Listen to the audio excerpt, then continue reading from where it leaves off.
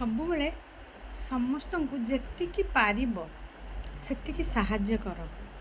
ସେ ସାହାଯ୍ୟଟା ଫାଇନାନ୍ସିଆଲି ହଉ କି ଫିଜିକାଲି ହଉ କିମ୍ବା କାହାକୁ କିଛି ସମୟ ଦେଇକି ବି ସେଇ ସାହାଯ୍ୟଟା ବି କରାଯାଇପାରେ।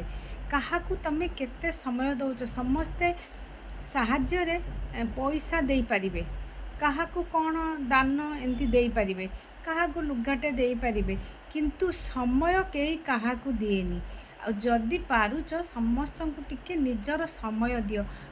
କିଏ ବହୁତ ଦୁଃଖରେ ପଡ଼ିଛି ତା କଥା ଟିକେ ଶୁଣ। ସେ କହିବାକୁ ଚାହୁଁଛି ତା ପାଖରେ କେହି ନାହିଁ ଶୁଣିବାକୁ, ସେଇଟା ତୁମେ ହୁଅ। ସେଇ ସାହାଯ୍ୟଟା ତୁମେ କର, ତୁମ ଦ୍ୱାରା ଯେମିତି ତାକୁ ଦିଆଯାଉ। ଯେ ତୁମେ ତା ପାଖରେ ବସିବ, କିଛି ସମୟ ତା କଥା ଶୁଣିବ। ହୁଏତ ତୁମ କଥା ଶୁଣିବା ଦ୍ୱାରା ତା'ର କିଛି ପ୍ରୋବ୍ଲେମ୍ଟା ସଲ୍ଭ ହୋଇଯାଇପାରେ, କି ସେ କହୁଥିବ ଯେଉଁଟା ମାନେ ଯେଉଁ ସାହାଯ୍ୟଟା ସେ ଚାହୁଁଥିବ ମାନେ କଥା ଦ୍ୱାରା, ସେଇଟା ହୁଏତ ତୁମ ପାଟିରୁ ବାହାରି ଯାଇପାରେ। ତ ସେଇଟା ଗୋଟେ ସାହାଯ୍ୟ ହେଲା।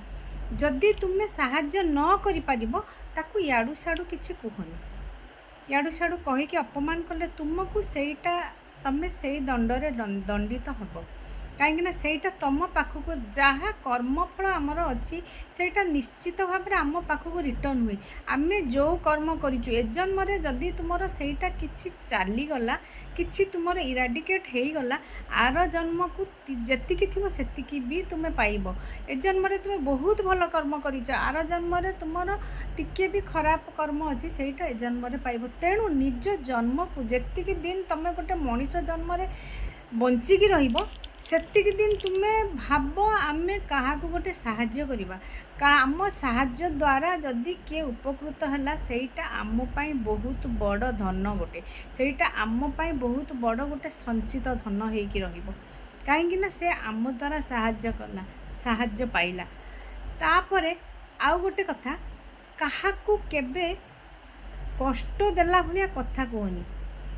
ତୁମ କଥାରେ ତୁମେ ଯେଉଁ କଥା କହୁଛ, ତୁମେ ଯେଉଁ ପାଟିତୁଣ୍ଡ କରୁଛ, ତା ଦ୍ୱାରା ଯଦି କିଛି ଲୋକ ହର୍ଟ ହେଉଛନ୍ତି, ମାନେ ତାଙ୍କୁ ବାଧୁଛି, ତାଙ୍କୁ ବହୁତ ଖରାପ ଲାଗୁଛି, ସେମିତି କାମ କରନି ଯେ ତୁମ ଦ୍ୱାରା କାହାକୁ ବହୁତ କଷ୍ଟ ହେଉଛି। ସେ କଷ୍ଟଟା ହୁଏତ ତୁମେ ବୁଝିପାରୁନ।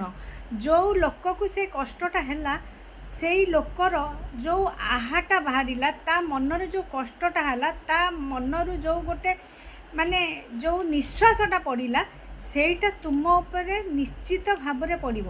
ଆଉ ସେଇଟା ତମ ପାଖକୁ ଯେଉଁଟା ଯିଏ କରନ୍ତି ନା, ତା ପାଖକୁ ସେଇଟା ଭଗବାନ 100 ଗୁଣ କରି ଫେରାନ୍ତି। ତ ତମ ପାଖକୁ ସେଇଟା କାଲିକୁ 100 ଗୁଣ ହେଇ ଫେରିବନି ବୋଲି କିଏ କହିପାରିବନି। ହୁଏତ ତୁମର ଆଜି କିଛି ହେଉନି, ତମେ ଏମିତି ବେଳରେ ତୁମକୁ ଏମିତି ଲୋକ କହିବେ, ସେତେବେଳକୁ ତମେ ଆଉ କିଛି କରିପାରୁନଥିବ। ତ ସେଥିପାଇଁ ଯେତେବେଳେ ଯାହାକୁ କହୁଛ, ଦେଖ ଯେ କେଉଁ ଲୋକ ସେଠି ଅଛନ୍ତି, କି ମୁଁ ଏଇ କହିବା ଦ୍ୱାରା ଏଇଟା ଯଦି ସମସ୍ତଙ୍କୁ କଷ୍ଟ ଲାଗୁଛି, ତାହେଲେ ସେମିତି କଥା କୁହ ନାହିଁ। ସେମିତି କଥା କହିକି କାହାକୁ କଷ୍ଟ ଦିଅ ନାହିଁ। କାହାକୁ ଯଦି ଖୁସି କରେଇ ପାରୁଛ, ତାହେଲେ ତାକୁ ଯେକୌଣସି ଉପାୟରେ ତାକୁ କିଛି ପଇସା ଦେଲେ ଖୁସି ହେଉଛି, କିଏ ତୁମ କଥାରେ ଖୁସି ହେଉଛି, କିଏ ତୁମ ଟିକେ ଖାଇବାକୁ ଦେଲେ ଖୁସି ହେଉଛି। ସେ ପଶୁ ହେଉ, ମଣିଷ ହେଉ, ଯିଏ ବି ହେଉ, ତୁମେ ଯେତିକି କରିପାରୁଛ ମଣିଷ ଜନ୍ମରେ ସେତିକି ହିଁ କର। ତ ଜୀବନଟା ତୁମର ମଣିଷ ଜନ୍ମର କିଛି ସାର୍ଥକ ରହିବ। ମଣିଷ ଜନ୍ମ ଆମେ ପାଇଛେ, ବହୁତ ବର୍ଷର ତପସ୍ୟା ପରେ ଆମେ ମଣିଷ ଜନ୍ମ ପାଇଛେ। ଆଉ ସେ ମଣିଷ ଜନ୍ମଟାକୁ ଯେମିତି ସାର୍ଥକ ହେଉ ଆମର, ସେମିତି କିଛି କାମ କର ଯେମିତି ତୁମ ମଣିଷ ଜନ୍ମଟା ସାର୍ଥକ ହେଉ। ଏତିକି, ନମସ୍କାର।